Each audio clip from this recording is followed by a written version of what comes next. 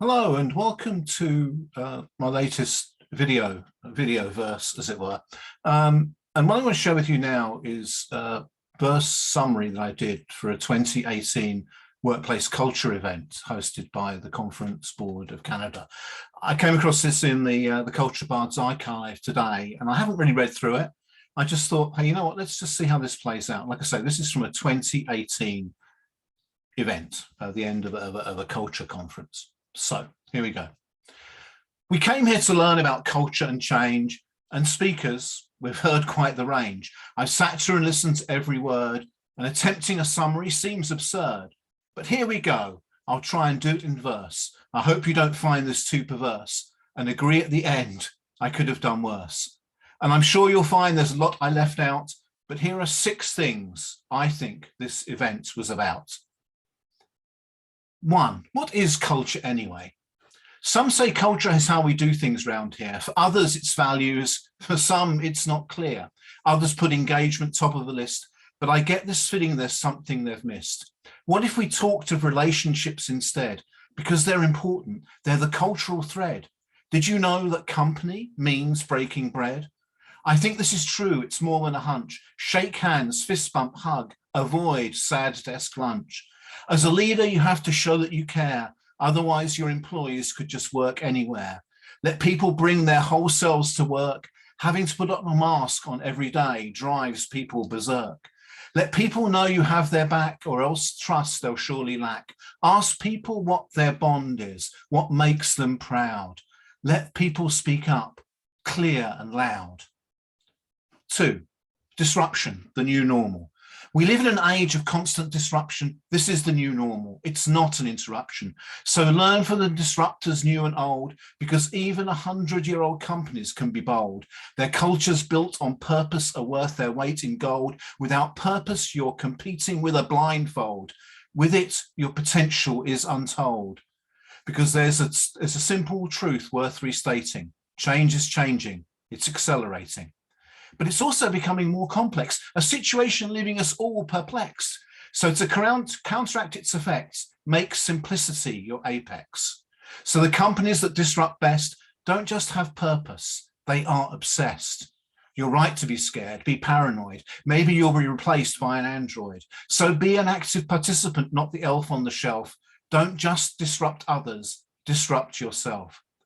Bridge the gaps between the bottom and the top, or your culture and your business will be a flop. 3, learn from failure.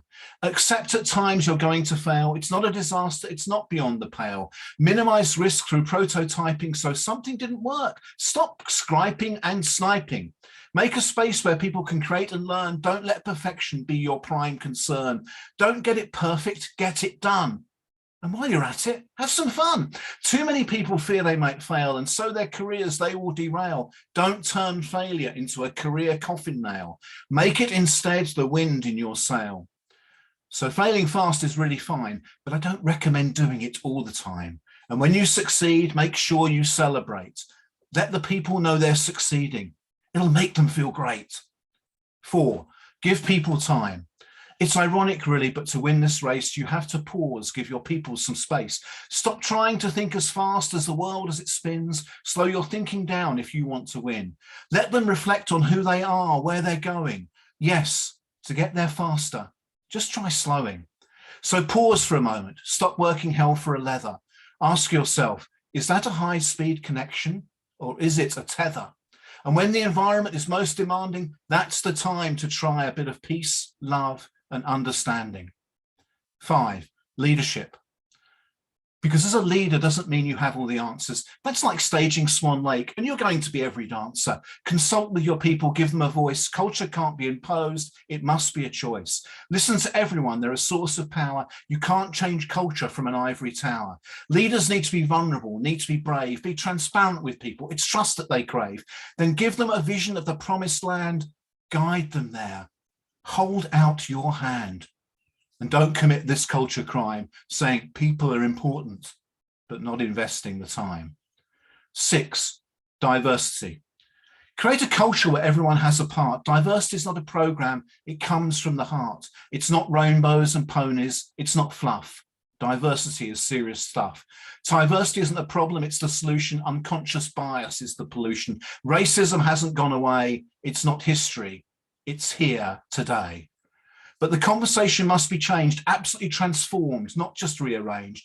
Let people tell their stories, use the power of narration, make it a great place for every generation. I said at first a rainbow is not the way to go, but there is one rainbow you should know. Let Mandela's rainbow be your guide. Judge people by their character, by what's inside. So to close, to change culture, you must also change yourself. You're not a bystander, not an elf on the shelf. You're an ingredient as well as the cook. Lead by example because people will look. Culture will determine whether you fail or succeed, whether your people are imprisoned or if they'll be freed. So create a culture that's harassment-free, where relationships matter, where you matter to me. And I see that people value my work, where control is built in, it's not seen as a perk. Now, corporate culture is all the rage, but I'm going to urge you to turn the page. So here then is the real opportunity. Don't build a great culture, create a community. You need to have a vision around which to coalesce, but it's the connections between people that lead to success. It involves respect, understanding, support, communication, and also caring, authenticity, a sense of mutual obligation. We need colleagues who have our back, because nowadays work can seem like you're under attack. It's not just culture, it's the relationships that counts. They build resilience, the ability to bounce. Now, some thoughts I've left till last. You can't settle for what you've done in the past. You'll need grit to keep going when things are tough, curiosity and questioning to inquire about stuff, humor because resilience is a must. Otherwise, your culture change will be a bust, and credibility you'll need to build people's trust. Because in the future, there are no facts. You can't move forward by looking back. So one last thing, while I have you all listening and seated, culture change is hard. It's never ending. It's never completed. And I know it's so easy to feel depleted. So may you always be challenged, but never defeated.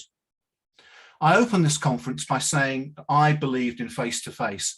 I shared this photo saying something is out of place. So if personally you ever find yourself in a situation like this, forget the email, the text, the tweet, the pin, the post that you just can't miss, and focus instead on the one you're about to kiss. Thank you.